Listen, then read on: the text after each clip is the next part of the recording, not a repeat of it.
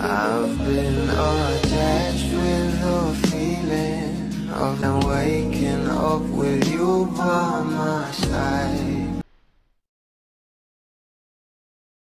Grabe nga raw talaga ang plot twist sa movie ng ating Bel Mariano na Meet, Greet and Buy.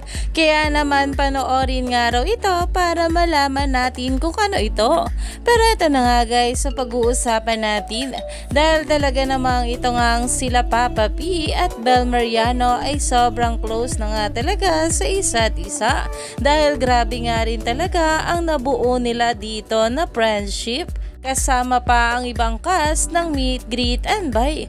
Pero ito na nga guys ang pag-uusapan natin dahil talaga namang itong si Papa P ay napapost na nga rin sa kanya social media account kasama itong ating Bel Mariano na agaw pansin na nga rin dito ang nasabing caption na ayon nga sa kanya black screening with the youngest Pax at Bel Mariano at talaga namang nai-repost nga ito ng ating Bel sa kanya social media account.